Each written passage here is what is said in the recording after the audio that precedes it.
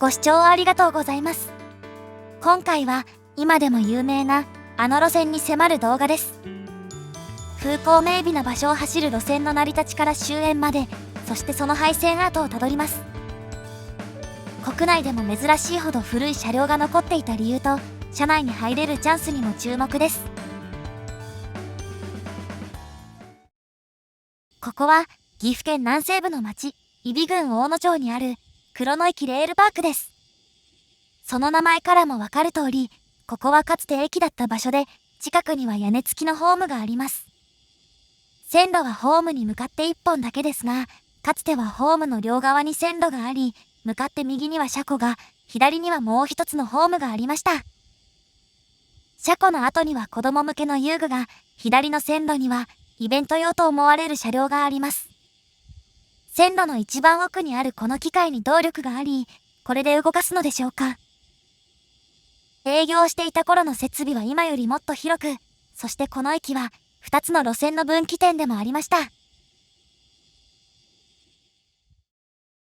2つの路線のうち、黒野駅を起点としていたのが名鉄谷組線。今回ご紹介する路線です。黒野駅から谷組駅までを結ぶ全長 11.2 キロの路線で、黒野駅は中節から本揖斐までを結ぶ揖斐線の駅でもありました。これらは岐阜市周辺に広がる路面電車タイプの車両の路線、およびそれらと直通する路線網に属していました。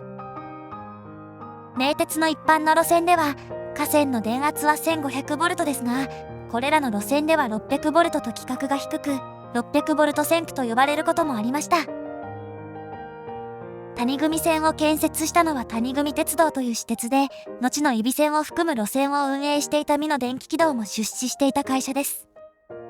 谷組線は終点の谷組駅からほど近い谷組山華厳寺への参拝客輸送と沿線の開発が目的で、1927年の谷組山華厳寺の御開帳に合わせるべく工事が進められ、1926年大正15年4月に開業しています。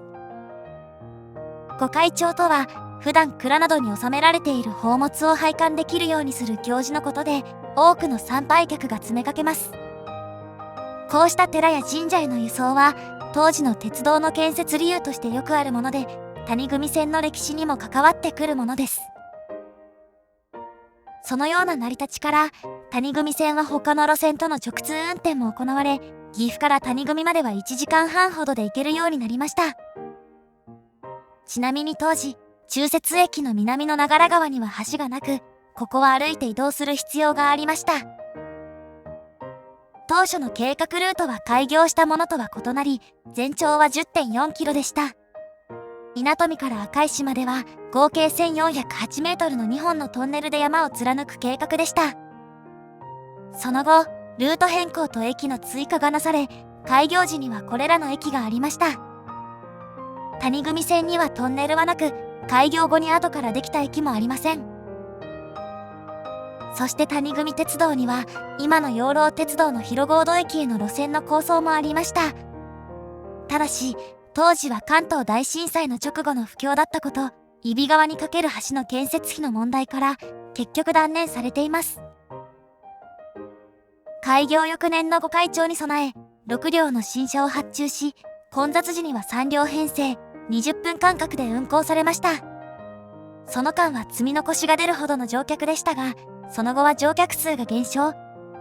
もともと人口密度が高くないところを走る路線だったため、御開帳の間とそれ以外で業績に波が生じるようになり、行政からの補助金で経営を支えていた時期もあったようです。1936年には名古屋鉄道が谷組鉄道の経営を受託することになり、1944年に谷組線は同社の路線になりました。谷組線廃線前の御開帳は1955年が最後です。日本の経済発展の恩恵を受け、谷組線の利用客もしばらくは増えます。谷組線の車両も入れ替わり、他の路線で活躍していた車両が導入されています。ところが、当時の谷組線の営業係数は120ほどだったとされています。営業係数とは100円の収入を得るのにかかる経費のことで、100を超えると赤字です。谷組線の業績は厳しくなり、1984年3月には岐阜方面直通の急行がなくなり、日中は1時間あたり1本に減少。本数の削減やワンマン化などの合理化が続いたものの、その後も乗客の減少に歯止めがかからず、98年11月、名鉄は谷組線廃止の方針を打ち出します。翌年の赤字額は1億6800万円、営業係数は723にまで悪化していました。存続運動も展開されたものの、2001年10月、揖斐線の黒の本揖斐間と同時に廃線になっています。谷組線では最終月の定期外の輸送人員が前年比12倍を超え、特に休日は列車に乗り切れないほどの盛況ぶりでした。なお、名鉄の600ボルト線区はそれ以外も業績が悪化していたため、2005年、平成17年4月に全線が廃線になっています。そして谷組線は他の路線と異なり、軒並み戦前製の車両での運行でした。これは変電所が遠いところにあり、路線の末端部では電圧が下がりすぎるのが理由。ハイテク車両は電圧が低いと壊れてしまいますが、古い車両は性能が下がるだけで走ることはできます。これは廃止前の黒野駅の写真で、揖斐線には両脇の新車が走っていたのに対し、谷組線には奥の古い車両だけが走っていました。谷組線は山間部を走るロケーションと古い車両の組み合わせで有名だった路線です。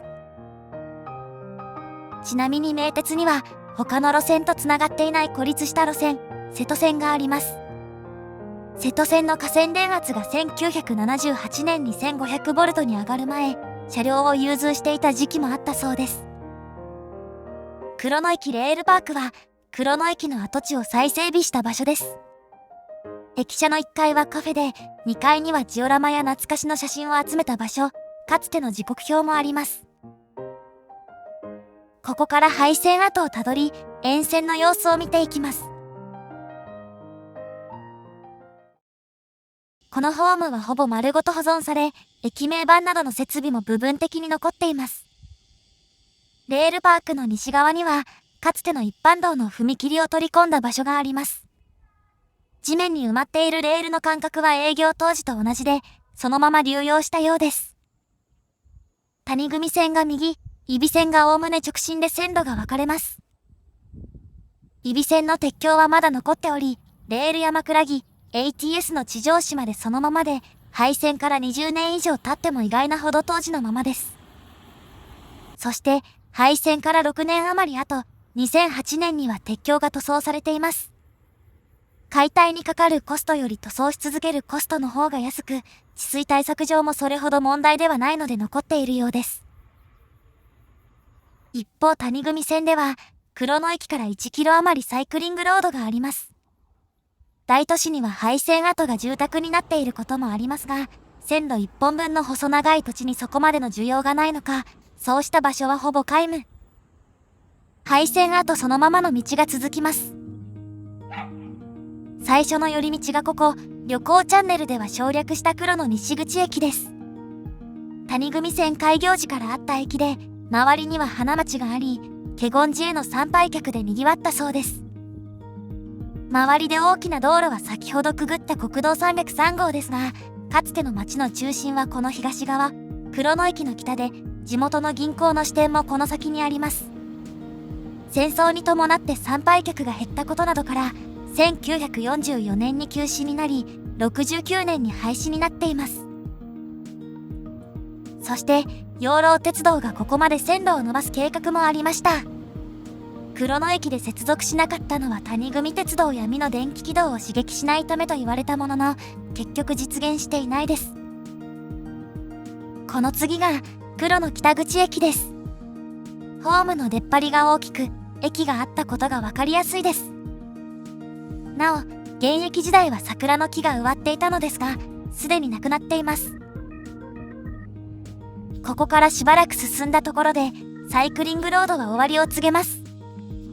このフェンスの向こうにも排水管が整備されていますが、舗装はされずにむき出しのままで、もう少し先では排水管すらなくなり、砂利が残っています。サイクリングロードの整備にもお金がかかるので、こうした状況が見られます。一方、廃線跡は定期的に除草する必要があり、こちらもお金がかかります。廃線跡の変化は線路だけではありません。この左側には、かつて大木が何本も生えていました。住宅が並ぶこの辺りでは珍しいほど大きな木で、某鉄道運転シミュレーターでも大体再現されていたほどの木です。少なくとも2021年10月まではあったようですが、いずれも切り倒されています。一方、水路を渡る鉄橋の土台や、カーブの横に立てる杭など、細々したものが結構残っています。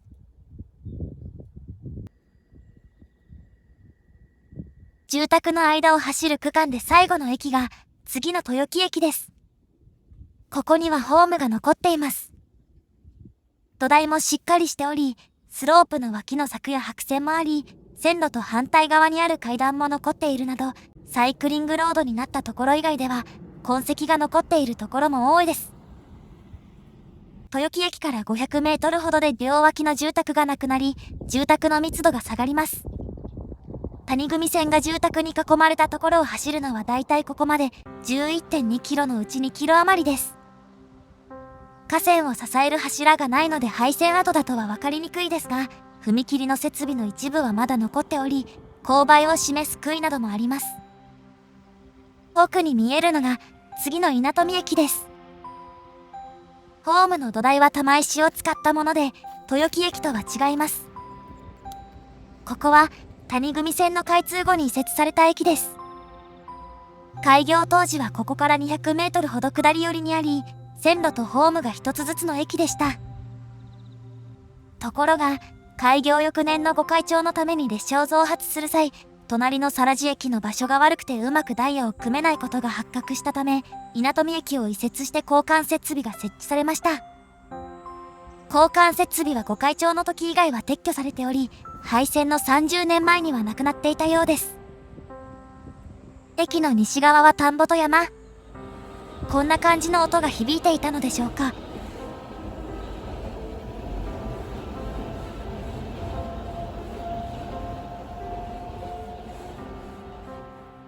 ここが開通当時の稲富駅があった場所です。ホームは跡形もないですが、確かに線路の横に土地があります。手前の道路は廃線後に拡幅されています。2012年の時点では上り寄りにキロポストがありますが、その後片付けられています。この先にはこんなものが。関係する会社の車掌が入った杭です。ちなみに谷組鉄道の車掌がこちら。レールの断面を示す文様の周りに円がぐるぐるしています。ただし円はすべて途切れており、それぞれをつなぐ線もあります。